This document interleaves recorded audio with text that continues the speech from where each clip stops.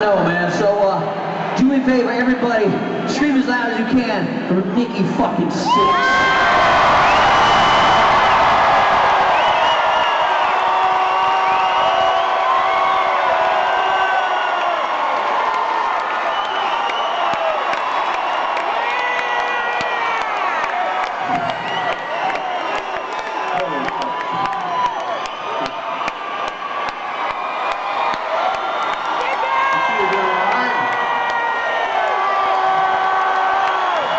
You want to talk for a second? Let's turn the lights up. Let me get a look at you.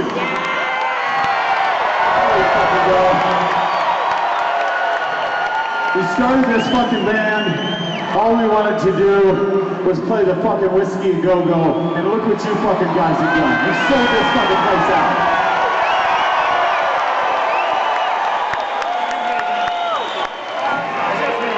So I thought I would take you through a little bit of a history lesson on Motley Crue, talk a little bit about why we're all here, and just generally just have a word with you guys. And first of all, I want to tell you how fucking grateful that I am to stand up here with Nick Mars, with Tommy Lee back there, with Vince Neil.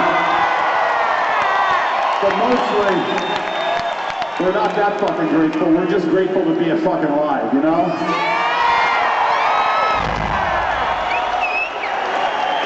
So everything in your life and everything in our life happens when you have an idea. And I want you to sit down for a second, and I want to tell you how this band got started. Let's move this fucking monitor over, and I'll sit down. Go ahead, sit down.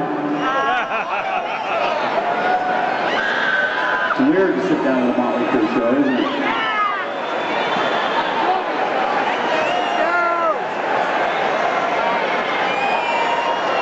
So this is what happened.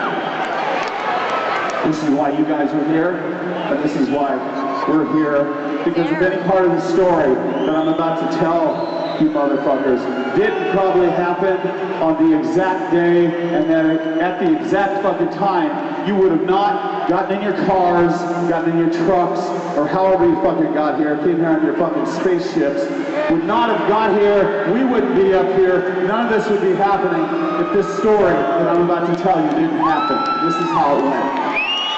It was 1981. I was a struggling musician in Los Angeles, California.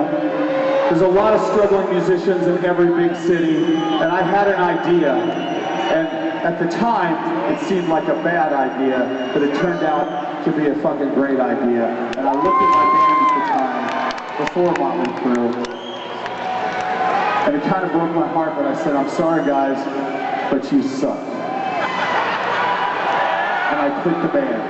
I took my bass, I took my little bass amp, I didn't even have a fucking car, and as I was walking home, I remember thinking to myself, there must be just fucking three other guys out there like me that wants to rip the fucking heart out of this pansy-ass music industry.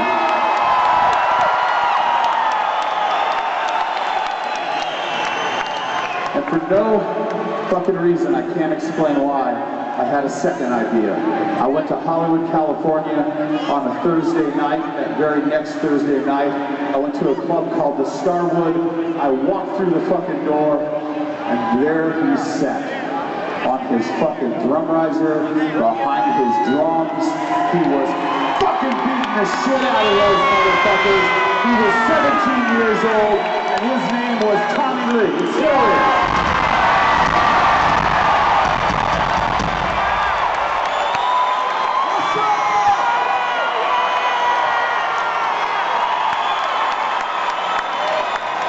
You guys standing up, sit down. Story time's not over.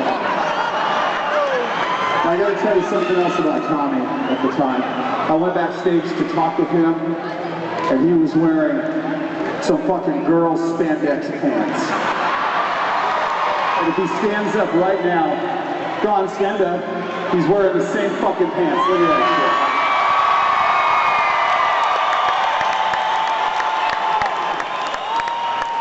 Sit down. This is a long fucking story. It's been a long career. done a lot of drugs, a lot of pussy, a lot of bad shit. But it all started with me and Tommy setting up shop, writing songs. I was living at this girl's house. I don't know her name. She doesn't matter. Does she matter in this story? She doesn't fucking matter. She didn't matter then, she doesn't matter now. What mattered is that me and Tommy needed some beer. So we went to 7-Eleven and we picked up some beer and a recycler magazine. And in that recycler magazine was an ad for a guitar player. It said loud, it said rude, it said aggressive guitar player. Call me if you're fucking serious. My name is Nick fucking Myers.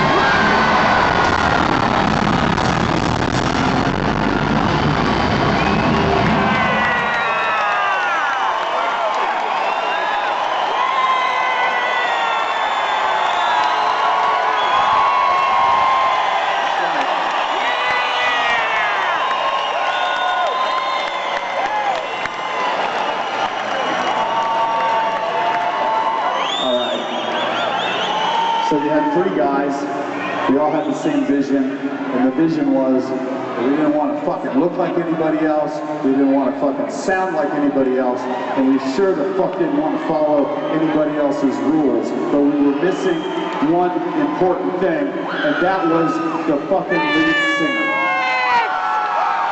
At the time in Los Angeles, California, there was a scene called New Fucking Wave, and that pissed us fucking off. We didn't like that at all. And then Tommy said, I happen to know a guy that can sing, except he's in another fucking band. And Mick Mars looked right into my eyes and said, let's go check him out, and if he's good, let's fucking steal his ass for our band.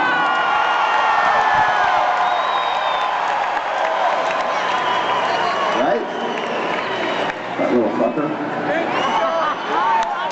So, on a Tuesday night, Tommy, Nick, and myself went back to the fucking Starwood. We walked in, we leaned up against the wall, black leather pants, black fucking hearts, black makeup, and then there he was. He walked out on that same fucking stage that Tommy was on. He had white fucking leather pants on, a white leather jacket, and bleached fucking white hair. He was leaning into the front row like this, singing some fucking Cheap Trick, and all the fucking girls were taking their pussies out and fucking throwing them at him.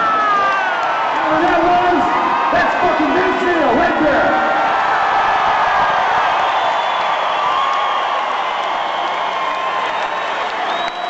Sit down.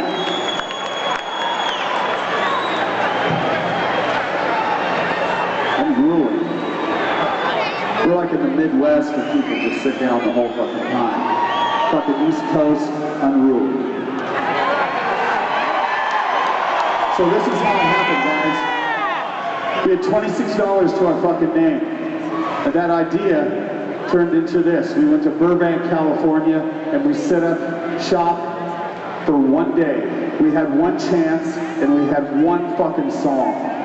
If it didn't work, we were gonna have to get fucking day jobs, and you wouldn't be here, and we wouldn't fucking be here, and this is how it went down. I handed Vince the lyrics to Livewire, and he went, I fucking got this. Nick picked up the guitar, turned up the amp, ripped into the riff. Tommy jumped on the fucking drums.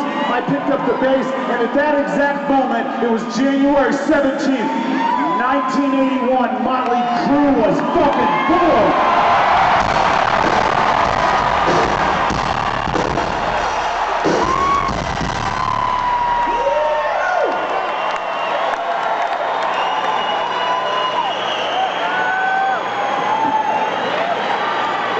So I got one last thing to say.